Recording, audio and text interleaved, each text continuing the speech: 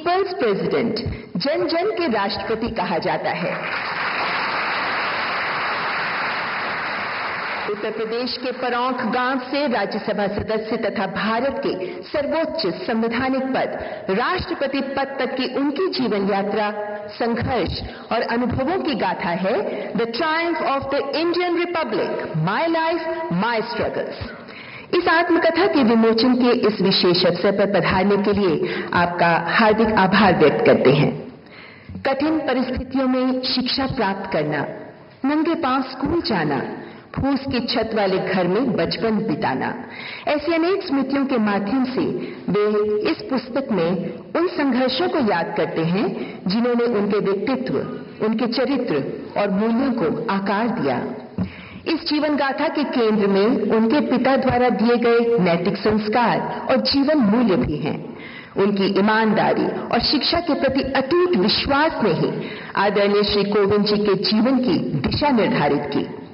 गांव के विद्यालय से लेकर कानपुर में उच्च शिक्षा और फिर दिल्ली में कानून की पढ़ाई और वकालत तक, यह आत्मकथा पाठकों को उनकी शिक्षा और संघर्ष की उस यात्रा से भी परिचित कराती है जिस दौरान संविधान के आदर्शों से उनका गहरा जुड़ाव बना और न्याय, समानता तथा जनसेवा के प्रति उनकी प्रतिबद्धता मजबूत हुई। पुस्तक का एक महत्वपूर्ण भाग उन प्रभावों का वर्णन करता है जिन्होंने उनके सार्वजनिक जीवन को दिशा दी। ये पुस्तक उनके बिहार के राज्यपाल और बाद में 2017 में भारत के राष्ट्रपति बनने के परिप्रेक्ष्य को भी दर्शाती है। माननीय राष्ट्रपति श्रीमती द्रौपदी मुर्मू जी के शब्दों में, श्री कोविंद जी सार्वजनिक जीवन में गरिमा के मूर्तिमान रूप हैं। उनकी जीवन गाथा हमारे गणतंत्र की प्रगति को दर्शाती है। मैं मानती हूं कि उनकी आत्मकथा हमारे लिए एक महत्वपूर्ण दस्तावेज है, हमारे कालखंड का एक साक्ष्य है। इस पुस्तक में आत्मविकास और राष्ट्रीय विकास के लिए अनेक शिक्षाप्रद संदेश विद्यमान हैं। देवियों एवं सज्जनों, यह आत्मकथा भारतीय लोकतंत्र की सशक्त यात्रा का प्रतिबिंब है। इस महत्वपूर्ण अवसर पर लोकतंत्र का मंदिर कहलाती संसद के सदन लोकसभा के नेतृत्व का मार्गदर्शन हम सभी के लिए विशेष महत्व रखता है। अब मैं माननीय लोकसभा अध्यक्ष श्री ओम बिरला जी को अपने विचार व्यक्त करने हेतु सादर आमंत्रित करती हूं।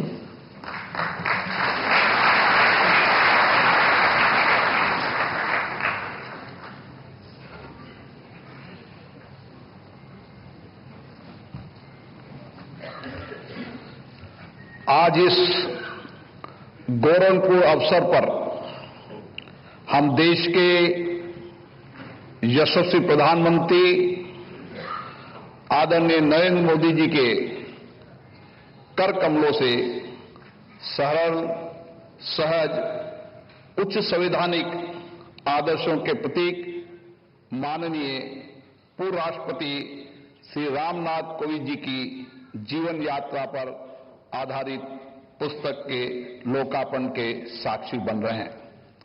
माननीय कोविंद जी एक साधारण निर्धन परिवार में जन्मे। आरंभिक जीवन में कई कठिनाइयां थी, चुनौती थी, लेकिन स्कूल जाने तक भी उनको किलोमीटर तक की यात्रा करनी पड़ती थी। परंतु बाधाओं ने आपके संकल्प को कभी कमजोर नहीं होने दिया। ये पुस्तक आपकी उस असाधारण संकल्प शक्ति का जीवन चित्रण है जो हम सभी के लिए प्रेरणा का स्रोत है। संवैधानिक मूल्यों के प्रति अटूट प्रतिबद्धता के कारण अधिवक्ता के रूप में आपने अमिट छाप छोड़ी। सांसद के रूप में आपका कार्यकाल अनुसूचित जातियों, जनजातियों के कल्याण, सामाजिक न्याय तथा सार्वजनिक जीवन के में शुचिता के प्रति समर्पण का एक स्वर्णिम अध्याय रहा है। राज्यपाल के प्रतिष्ठित पद पर आसीन होकर आपने उच्च शिक्षा के क्षेत्र में पारदर्शिता, गुणवत्ता और तकनीकी नवाचार की नई दिशा प्रदान की गई। भारत के राष्ट्रपति के गरिमामय पद को सुशोभित करते हुए आपने भारतीय लोकतंत्र की संवैधानिक परंपराओं, सामाजिक समरसता और समावेशी विकास के प्रति अटूट निष्ठा का परिचय दिया। आपने कई देशों की यात्रा कर भारत के अंतर्राष्ट्रीय कूटनीतिक संबंधों को भी मजबूत किया। कोविड-19 जैसी विकट चुनौतियों के दौर में आपने देशवासियों में धैर्य, एकता और विश्वास का संचार और उन्हें संबल भी दिया। राष्ट्रपति भवन को जनता के लिए सुलभ बनाना आपकी सबसे बड़ी उपलब्धि है। राष्ट्रपति पद से सेवानिवृत्त होने के बाद भी अपने चिंतन और सार्वजनिक जीवन के समृद्ध अनुभवों के माध्यम से देश, संविधान और समाज के प्रति अपने दायित्वों के निष्ठापूर्वक आज भी आप निर्वहन कर रहे हैं। लोकतांत्रिक मूल्यों के प्रवक्ता, सामाजिक न्याय के विचारक के रूप में आज भी आप निरंतर राष्ट्र निर्माण में योगदान कर रहे हैं।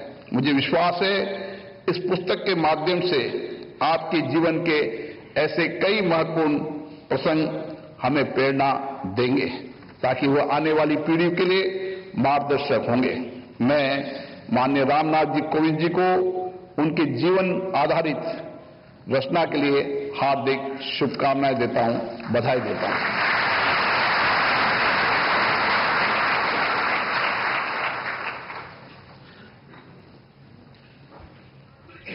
धन्यवाद माननीय लोकसभा अध्यक्ष श्री ओम बिरला जी, आपके मूल्यवान विचारों के लिए आपका हार्दिक आभार। आदरणीय अतिथिगण, भारतीय राष्ट्रपति केवल राष्ट्राध्यक्ष नहीं बल्कि राष्ट्र की आत्मा के सजीव स्वर भी होते हैं। माननीय पूर्व राष्ट्रपति श्री रामनाथ कोविंद जी ने अपने कार्यकाल में हमारी विविधता में निहित एकात्मता को अनुपम मर्यादा और गरिमा के साथ न केवल प्रतिष्ठित अपितु सुदृढ़ भी किया है।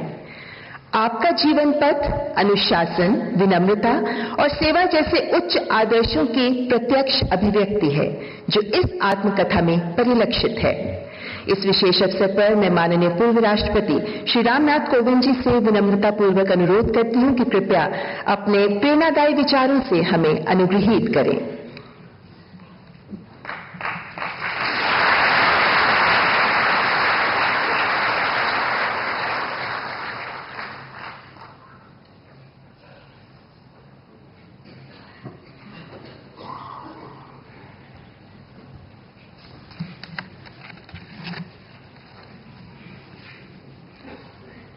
माननीय प्रधानमंत्री श्री नरेंद्र मोदी जी, माननीय लोकसभा अध्यक्ष श्री ओम बिरला जी, मेरी धर्मपत्नी श्रीमती सविता जी, सभागार में प्रमुख रूप से उपस्थित भारत के मुख्य न्यायाधीश जस्टिस सूर्यकांत जी, केंद्रीय मंत्रिमंडल के सदस्यगण एवं सांसदगण, विशिष्ट अतिथिगण, मीडिया जगत के मित्रों, देवी और सज्जनों, आज इस मंच से आप सबको संबोधित करना मेरे लिए एक भावपूर्ण क्षण है।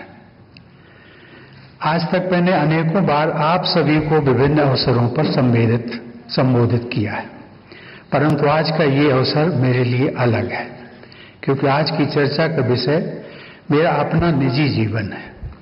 मेरी आत्मकथा Triumph of the Indian Republic, my life my struggles के विमोचन के अवसर पर इस कार्यक्रम में सम्मिलित होने के लिए मैं आप सभी का हृदय से आभार व्यक्त करता हूं।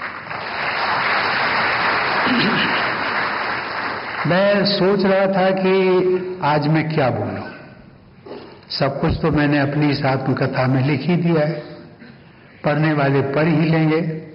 फिर भी इस अवसर पर मेरे हृदय में कुछ स्मृतियां उभर रही हैं जिन्हें आपके साथ साझा करने का मन करता है। देवी और सज्जनों, मेरा जीवन उत्तर प्रदेश के कानपुर देहात जिले के एक छोटे से गांव परौंक से शुरू हुआ। वो गांव छोटा था, लेकिन वहां एक ऐसी अनमोल पूंजी मुझे विरासत में मिली जो किसी भी संपत्ति से बढ़कर थी। आपसी संवेदना व भाईचारा और समुदाय की गहरी भावना। गांव में किसी को संबोधित करते समय हम उनको नाम लेकर बुलाने के बजाय पारिवारिक रिश्तों से जोड़कर संबोधित करने की परंपरा थी। किसी को चाचा चाची, किसी को भैया दीदी, बेटा बेटी, दादा दादी, अम्मा, बप्पा, ताऊ आदि कहकर एक दूसरे को यथा योग्य संबोधित करते थे।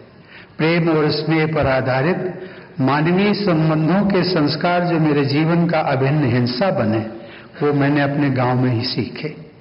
हमारा घर बहुत साधारण था, घास फूस का बना हुआ। बरसात के दिनों में उस घर से की छत से पानी टपकने लगता था। मैं और मेरे परिवार के लोग एक कोने में खड़े होकर बारिश रुकने का इंतजार करते थे। कई वर्षों बाद जब मैं 2017 में राष्ट्रपति चुना गया तो वे स्मृतियां मेरे मानस पटल पर पुनः लौट आई। और उस समय मैंने कहा था, कोट, कि आज भी भारत के किसी गांव में शायद एक छोटा सा रामनाथ टपकती छत के नीचे खड़ा होगा और एक बेहतर भविष्य का सपना देख रहा होगा, अनकोट। देवी और सज्जनों, आज मुझे ये देखकर संतोष होता है कि नए भारत में ऐसे करोड़ों लोगों को छत मिली है। प्रधानमंत्री आवास योजना ने असंख्य गरीब परिवारों को केवल मकान नहीं दिया, बल्कि गरिमा और सुरक्षा का एहसास भी दिया है। जो कभी टपकती छत के नीचे खड़े रहे हैं, वे ही जानते हैं कि पक्के घर का अर्थ क्या होता है। देवी और सज्जनों, मेरे जीवन में मैं जो कुछ भी बन पाया, उसमें मेरे पिताश्री का बहुत बड़ा योगदान। उनके जीवन मूल्य जैसे ईमानदारी, करुणा, उदारता और न्यायप्रियता मेरे मन में आज भी अंकित है। मेरे पूज्य पिताजी को शिक्षा के महत्व पर अटूट विश्वास था। वे मानते थे कि शिक्षा ही असीम संभावनाओं के द्वार खोलती है और जीवन में नई दिशाएं और अनगिनत अवसर प्रदान करती है। देवी और सज्जनों, भारतीय जनता पार्टी के साथ मेरा जुड़ाव मुझे ऐसे अनेक नेताओं के संपर्क में लाया जो मानते थे कि राजनीति केवल सत्ता प्राप्त करने का माध्यम नहीं है, बल्कि राष्ट्र सेवा का एक साधन है। उनमें से सबसे वरिष्ठ नेता थे श्री अटल बिहारी वाजपेयी, जिन्होंने मुझ पर एक गहरी छाप छोड़ी। अंत्योदय की भावना के साथ अटल जी जीवन पर्यंत समाज के अंतिम पंक्ति में खड़े व्यक्ति को मुख्य धारा में लाने के लिए समर्पित रहे। अपने सार्वजनिक जीवन में एक और कार्यकर्ता के रूप में मेरी मुलाकात श्री नरेंद्र मोदी जी से हुई। उस समय वे पार्टी संगठन में अत्यंत सक्रिय भूमिका निभा रहे थे। संगठन के कार्यक्रमों में उनके साथ काम करने का अवसर मिला। इस दौरान उनकी जिस बात ने मुझे सबसे अधिक प्रभावित किया वह थी उनकी दूरदर्शिता, विकास के प्रति उनकी प्रतिबद्धता और साधारण कार्यकर्ताओं से सहज जुड़ने की उनकी क्षमता। शासन और विकास के विषय में उनकी बातों में एक स्पष्टता और दृढ़ता दिखाई देती थी। मैंने उनके भीतर संगठनात्मक दक्षता और दूरदर्शी सोच का अद्वितीय संगम देखा। देवी और सज्जनों, मेरी राजनीतिक यात्रा का आरंभ भाजपा के साथ हुआ। उसका एक कारण था कि इस पार्टी में राष्ट्र सर्वोपरि की बात चरितार्थ की जाती है। यहाँ वंशवाद, परिवारवाद, जातिवाद व क्षेत्रवाद जैसी सामाजिक विकृतियों से ऊपर उठकर देश के समावेशी विकास पर बल दिया जाता है। इसमें एक साधारण शिक्षक का पुत्र अटल बिहारी वाजपेयी जैसे पार्टी के सर्वोच्च नेता व देश का प्रधानमंत्री बन सकते हैं। इसमें स्टेशन पर चाय बेचने वाले एक पिछड़े वर्ग से संबंधित श्री नरेंद्र मोदी मुख्यमंत्री तथा देश के प्रधानमंत्री बन सकते हैं। यही नहीं, समाज के कमजोर वर्ग से आने वाला मेरा जैसा व्यक्ति भी राष्ट्रपति के पद तक पहुंच सकता है। वास्तव में यही भारतीय गणतंत्र की सच्ची विजय गाथा है। देवी और सज्जनों, आज जब मैं पीछे मुड़कर देखता हूं तो महसूस करता हूं कि परोंठ से राष्ट्रपति भवन तक की ये यात्रा मेरी व्यक्तिगत उपलब्धि नहीं है। ये भारतीय गणराज्य की विजय है। ये हमारे संविधान में निहित आदर्शों की विजय है और ये करोड़ों साधारण भारतीयों की आकांक्षाओं की विजय है। मुझे विश्वास है कि मेरी जीवन गाथा देश के लाखों करोड़ों युवाओं के लिए आशा और प्रेरणा का स्रोत बनेगी। देवी और सज्जनों, आज इस अवसर पर अपना बहुमूल्य समय देने के लिए मैं माननीय प्रधानमंत्री जी के प्रति हृदय से कृतज्ञ हूँ। आपकी गरिमामय उपस्थिति ने इस अवसर को मेरे लिए और भी विशेष एवं अविस्मरणीय बना दिया है। इस पुस्तक की परिकल्पना से लेकर इसे पूर्णता तक पहुंचाने में महत्वपूर्ण योगदान देने के लिए मैं प्रकाशक रूपा पब्लिकेशंस को भी धन्यवाद देता हूं। और अंततः आज यहाँ उपस्थित आप सभी का मैं हृदय से आभार व्यक्त करता हूँ। आप सबकी उपस्थिति ने इस आयोजन को सार्थक एवं यादगार बना दिया है। धन्यवाद। जय हिंद।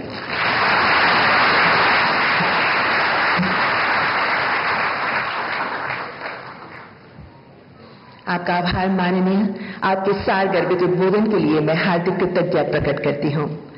सम्मानित अतिथिगण, अब मैं माननीय प्रधानमंत्री जी से सादर अनुरोध करती हूँ कि कृपया पुस्तक विमोचन के लिए मंच पर आगे आए। माननीय प्रधानमंत्री जी, आपसे विनम्र अनुरोध, कृपया पुस्तक विमोचन के लिए मंच पर आगे आए।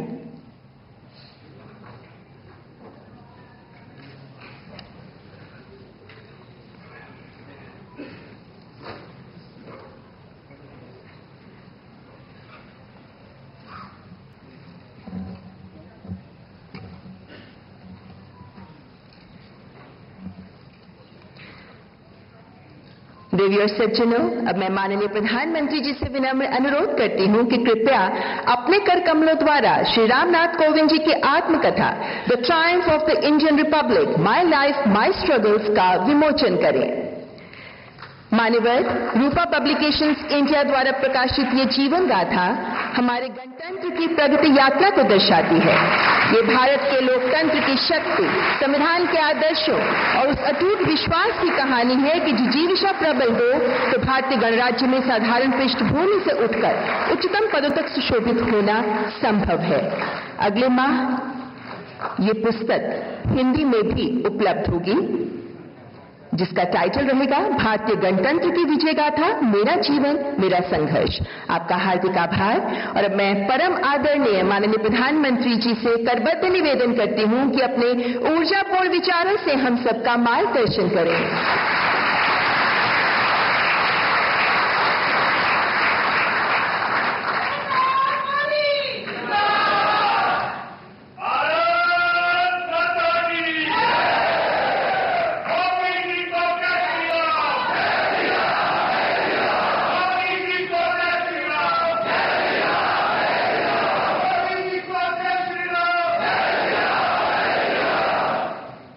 हमारे पूर्व राष्ट्रपति श्रीमान रामनाथ कोविंद जी, लोकसभा के अध्यक्ष आदरणीय ओम बिरला जी, श्रीमती सविता कोविंद जी, सभागृह में सभी वरिष्ठ जन बैठे हैं। सबका उल्लेख नहीं कर पाऊंगा, लेकिन मेरे लिए बहुत आनंद है कि एक पारिवारिक कार्यक्रम लग रहा है।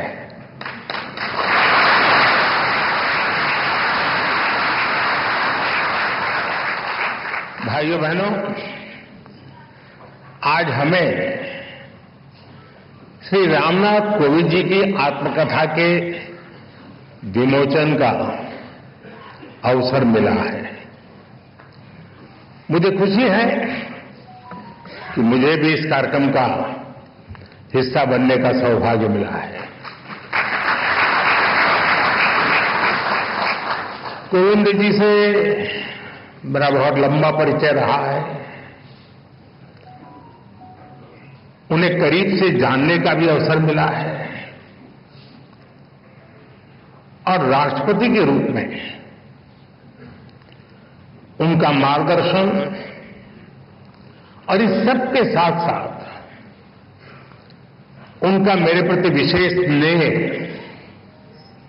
उनकी आत्मीयता,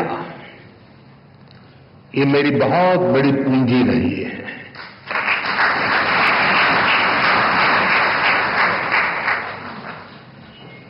मैंने उनके जीवन को जितना समझा है, उनकी कार्यक्षमताओं को जितना जाना है, मैं पूरे विश्वास से कह सकता हूं कि श्री रामनाथ कोविंद जी की ऑटोबायोग्राफी अपने आप में भारतीय लोकतंत्र और भारतीय समाज के लिए एक धरोहर बनेगी।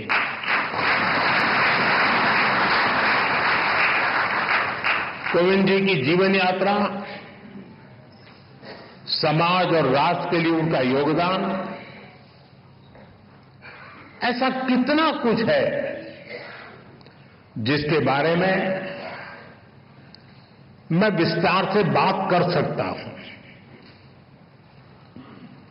लेकिन बुक रिलीज में केवल कर्टन रेजर ही होना चाहिए। आप सब किताब का पूरा लाभ पढ़कर ही लें तो ही ज्यादा अच्छा है।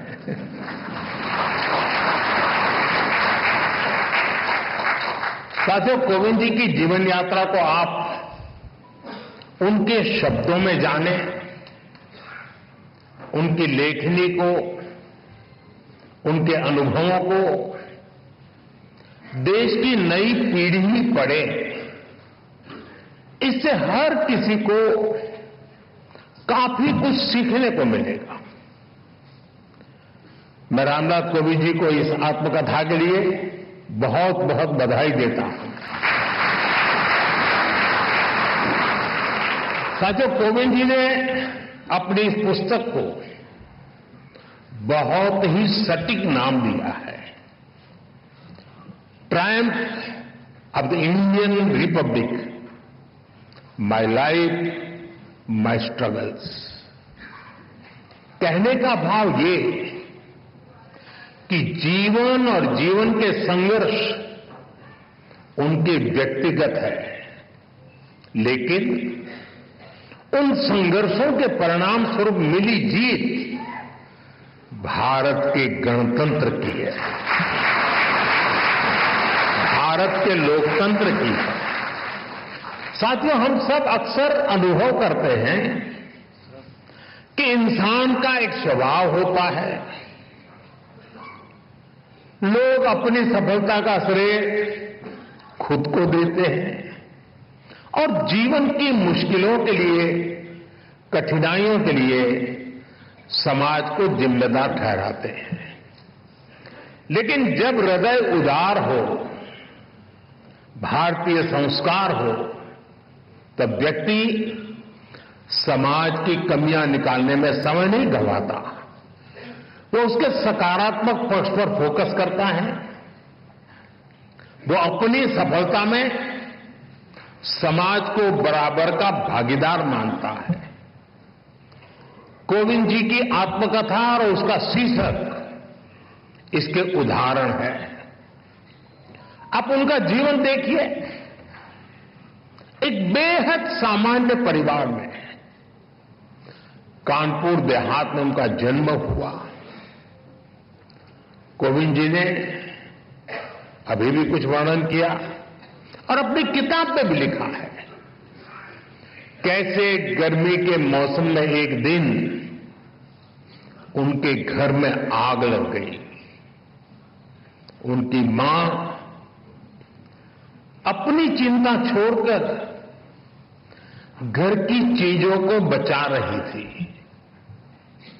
आखिर एक सामान्य परिवार में मां के लिए एक एक चीज बच्चों के पालन पोषण का जरिया होती है। उसी कोशिश में आग में फंसकर उनकी माता जी की मृत्यु हो गई।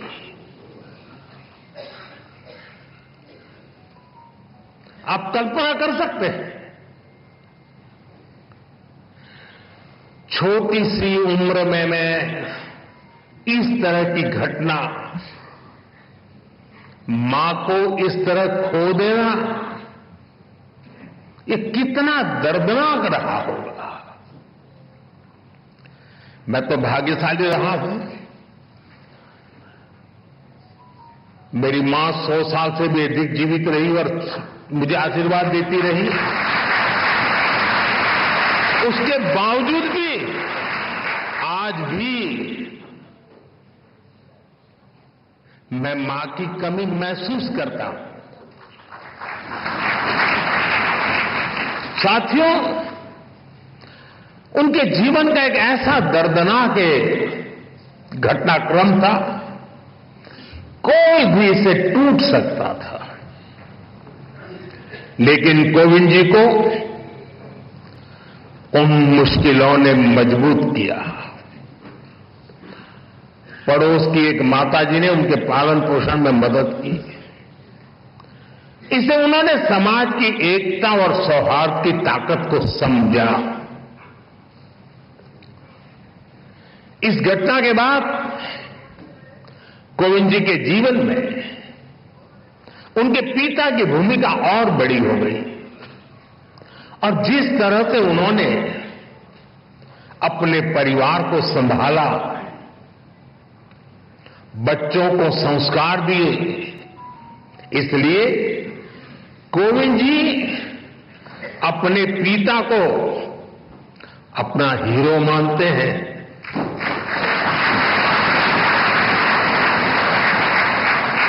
साथियों, बचपन के इन संघर्षों के बीच कोविंद जी ने शिक्षा को अपने सामर्थ्य को बढ़ाने का मार्ग बनाया। उन्होंने मेहनत की, उन्होंने संसाधनों की कमी को कमजोर नहीं बनने दिया और एक ऐसे मुकाम तक पहुंचे जिसकी कल्पना भी तब लोगों ने नहीं की होगी। वो भारत जैसे विशाल देश के राष्ट्रपति बने। साथियों, इतने बड़े पद पर पहुंचने के बाद भी कोविंद जी का विनम्र व्यक्तित्व, उनकी सादगी ऐसे ही कायम रही। मुझे याद है, प्रधानमंत्री के तौर पर मैं राष्ट्रपति भवन में उनसे मिलने जाता था। प्रोटोकॉल के हिसाब से जो बातें नहीं हो सकती हैं, वो बातें वो करते थे। वो प्रधानमंत्री को छोड़ने के लिए गाड़ी के दरवाजे तक आते थे।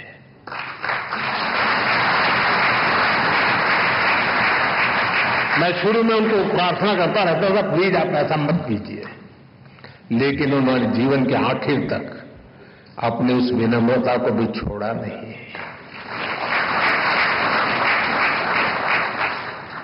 राष्ट्रपति बनने के बाद जब अपने गांव परौंक गए तो उन्होंने वहां अपने गुरुओं के पैर छूकर उन्हें प्रणाम किया। गांव की मिट्टी को नमन करके उन्होंने गांव के सामान्य लोगों का धन्यवाद किया। पूरे देश ने वो भावुक दृश्य देखा था। उनके इस आचरण ने दुनिया के सामने भारत के संस्कारों की ऐसी तस्वीर सामने रखी जिस पर हर भारतवासी गर्व करता है। साथियों, गुलामी के सैकड़ों साल में हमारे देश ने आर्थिक और सामाजिक रूप से बहुत कुछ खोया था। हमारे पूर्वजों ने सदियों तक संघर्ष किया। महात्मा गांधी, बाबा साहब आंबेडकर, ज्योतिबा फूले, सावित्रीबाई फूले, ऐसी कितनी ही महान विभूतियों ने भारत के नवनिर्माण का सपना देखा था। एक ऐसा भारत जहां गरीब से गरीब, वंचित से वंचित को शिखर तक पहुंचने का अवसर मिल सके। कोविंद जी जैसे व्यक्तित्वों ने अपने श्रम और काबिलियत से केवल खुद उनका जीवन ही बदला इतना नहीं है, उन्होंने सदियों के उन स्वप्न को, उस विजन को भी साकार करने में अपनी अहम भूमिका निभाई है। और इस दिशा में हम सबके प्रयास अभी भी जारी है। हमें भविष्य में कोविंद जी जैसे अनेकों युवा चाहिए जो परेशानियों से परास्त न हो, जो मुश्किलों से मायूस न हो, बल्कि अपनी मेहनत से हर मंजिल को आसान बनाने का हौसला रखे। इसी बदलाव से सशक्त भारत के निर्माण का संकल्प पूरा होगा। यहीं से आत्मनिर्भर और विकसित भारत का रास्ता बनेगा। साथियों, ऐसे युवा शक्ति के निर्माण के लिए जो प्रेरणा चाहिए, कोविंद जी की ऑटोबायोग्राफी उसका अहम स्रोत बन सकती है। साथियों, कोविंद जी ने अपने जीवन में मोरारजी भाई देसाई के साथ अनुभवों के बारे में भी इसमें विस्तार से बताया है। कोविंद जी के भीतर देश सेवा की जो भावना थी, मोरारजी भाई के साथ काम करके उन्होंने जो सीखने को मिला, जो रास्ता मिला, कोविंद जी ने राजनीति और समाज सेवा को अपना मार्ग बनाया। वो अपने कर्तव्यों के लिए समर्पित रहे। सेवा को उन्होंने अपना लक्ष्य बनाकर काम किया। संसद में उनका कार्यकाल गवाह है। राज्यपाल के रूप में भी उन्होंने एक उदाहरण प्रस्तुत किया। राष्ट्रपति के रूप में भी हमें उनकी यही कर्तव्य निष्ठा दिखाई देती रही। यहां तक कि राष्ट्रपति जैसे सर्वोच्च पद से सेवा मुक्त होने के बाद भी उन्होंने विश्राम नहीं लिया है। वो अभी भी एक देश एक चुनाव, वन नेशन वन इलेक्शन जैसे महत्वपूर्ण विषय पर काम कर रहे हैं, देश को जगा रहे हैं।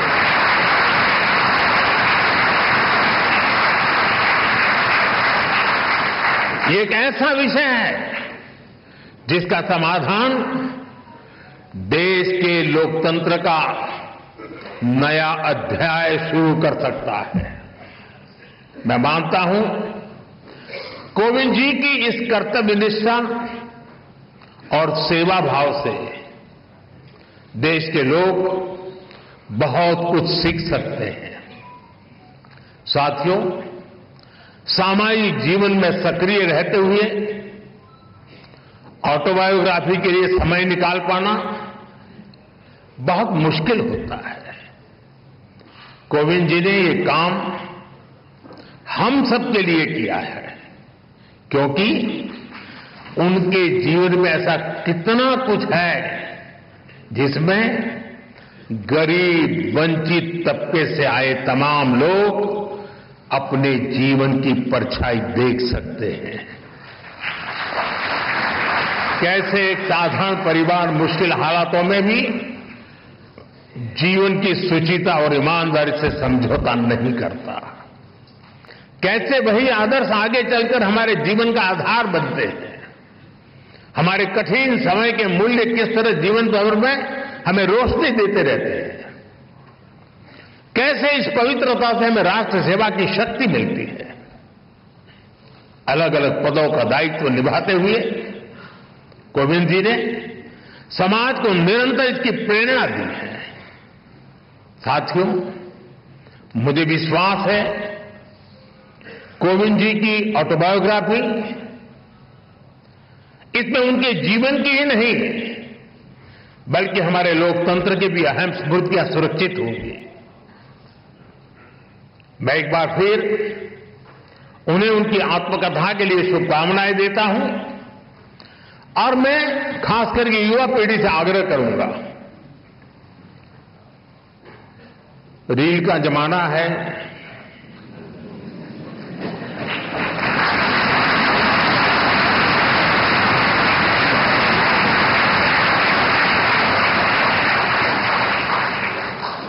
सोशल मीडिया में इन्फ्लुएंसर आपको खींच के कहीं कहीं ले जाते हैं। इस शॉर्टकट के युग में भी एक बात हम जरूर याद रखें, रेलवे स्टेशन पे लिखा हुआ होता है, कुछ लोगों को पटरी पर कूद करके जाने की आदत होती, ब्रिज पर नहीं जाते, तो वहां लिखा होता है shortcut will cut you short.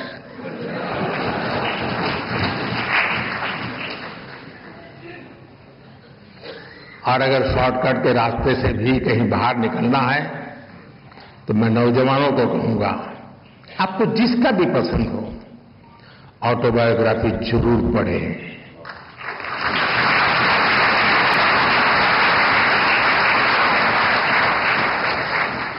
Autobiography उस कालखंड की इतिहास की घटनाओं को अलग तरीके से समझने का अवसर देती है। इतिहास से काफी निकट होता है वो कालखंड बायोग्राफी का, और इसलिए मैं जरूर चाहूंगा कि कोविंद जी की जो मेहनत है वो आने वाली पीढ़ियों को काम आए, युवा पीढ़ी को विशेष रूप से काम आए। बहुत बहुत शुभकामनाएं, बहुत बहुत धन्यवाद।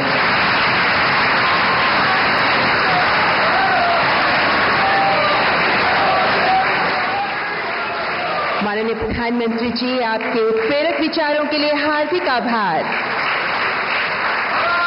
इस पावन एवं गरिमामय अवसर पर मैं माननीय लोकसभा अध्यक्ष श्री ओम बिरला जी, परम आदरणीय पूर्व राष्ट्रपति श्री रामनाथ कोविंद जी तथा माननीय पूर्व प्रथम महिला श्रीमती सविता कोविंद जी के प्रति भी हार्दिक कृतज्ञता व्यक्त करती हूँ। ये आत्मकथा और इस आत्मकथा का प्रत्येक अध्याय हम सबके लिए कुछ ना कुछ जरूर लेकर आता है। इसलिए जैसा माननीय प्रधानमंत्री जी ने कहा,